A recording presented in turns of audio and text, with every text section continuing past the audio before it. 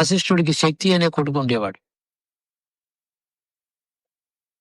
Shakti he was killed by Vishwamitra అని అంటారు.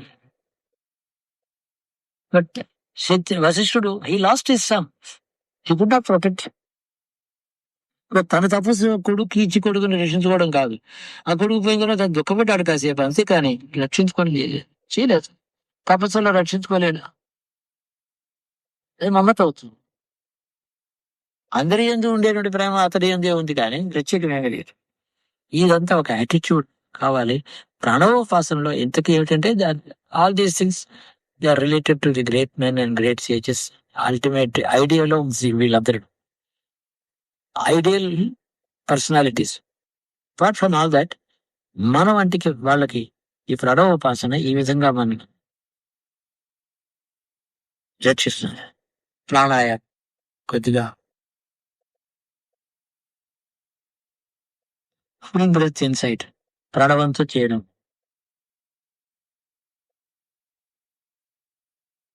12 times చేసే ధారణ అంటారు దాన్ని.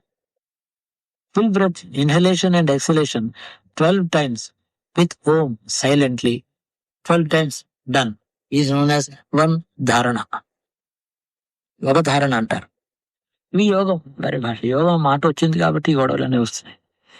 టెక్నికల్ గా నేను ఎప్పుడు ఇవన్నీ చెప్పను సాధారణ.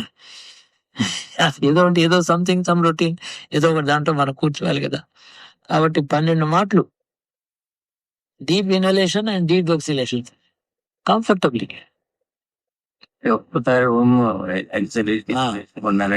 ఓం అంటూ లోపల పీల్చుకుంటాం, ఓం అని ఒక్క మాట మనసులో తలుచుకుంటాం. లేదా అంతసేపు కూడా మీరు ఊపిరి బిగపట్ట లేకపోతే పర్వాలేదు, మళ్ళీ ఓం అని మనసులో అనుకుంటూ వదిలిపెడతారు.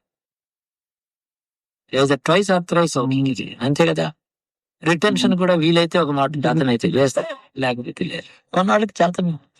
సో ఈ విధంగా 2 మార్లు ఇన్హలేషన్ అండ్ ఎక్సలేషన్ తో ప్రణవం ఒక్కొక్కసారి మీరు చేస్తే 2 times అయింది కదా. 12 times అంటే 24 times అయింది.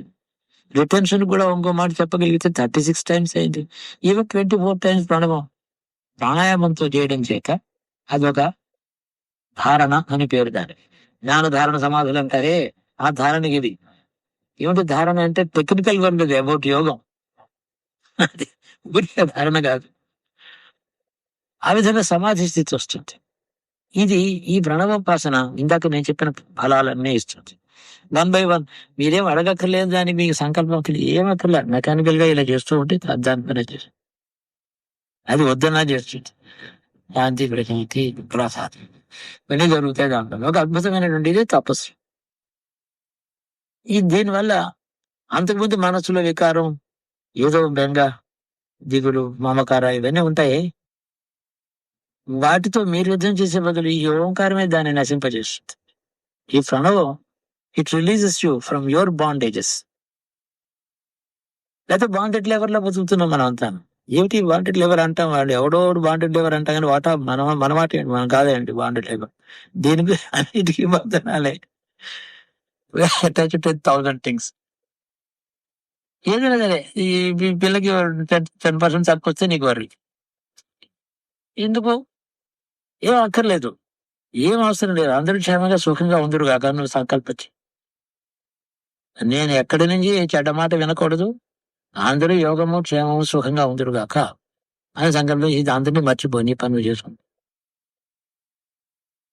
దీనివల్ల సుఖశాంతులు చుట్టూ ఏర్పడతాయి. కానీ ప్రసాదం అంటే ఆర్ధం. అందరి యొక్క యోగక్షేమాలు, నీ కర్మక్షేమం అవుతుంది. ఇంకోలేదు, నీకు ఉండేటటువంటి ప్రేమే వాళ్ళకి కవచం. Your love for the child అది కవచంగా పనిచేస్తుంది వాళ్ళకి. అందులో మమత లేనటువంటి కర్మలు ఇక్కడి నుంచి అక్కడికి ప్రవహించనటువంటి పవిత్ర ప్రేమ ఉంటుంది. పొల్యూషన్ లేదా ఆ ప్రేమలో, దానివల్ల వాళ్ళకి ఆశీర్వచనం లభిస్తుంది.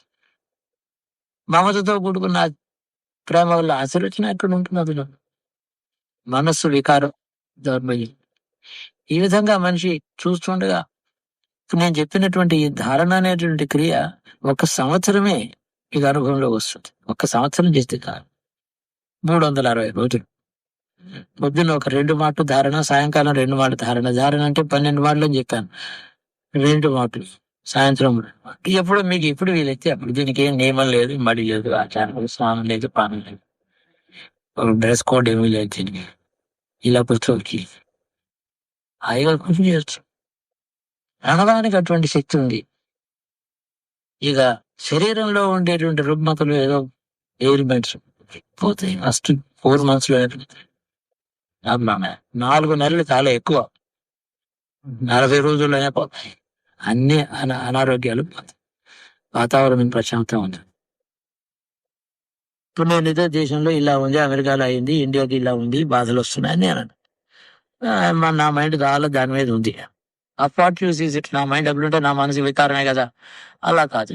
నా మైండ్ దాని మీద ఉండి ధారణలో కూర్చుంటాను. రాత్రి అయినా పగలైనా పడుకున్నాను.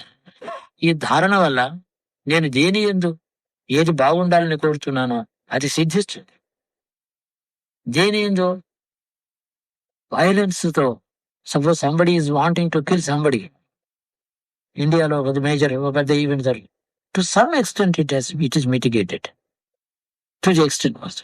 అదే పనిగా నేను 24 గంటలు అలాగే ధారణలో కూర్చోగలిగితే, రోజు 108 ధారణలో చేయగలిగితే ఎంతో కర్మక్షయం, ఎంతో మందికి సేఫ్టీ జరుగుతుంది. ఫిజికల్ లిమిటేషన్స్ ఉంటాయి ప్రతి వాడికి. అది కాక వాళ్ళ కర్మ అడ్డొస్తుంది దీనికి, ఇది తీరకుండా. ఇది అదొక బ్యాలెన్సింగ్ ఆఫ్ ఫోర్సెస్. అయినా మనిషి మానవుడికి చేయాలి. శరీరం ఉన్నప్పుడు ప్రణవోపాసన, ధారణ.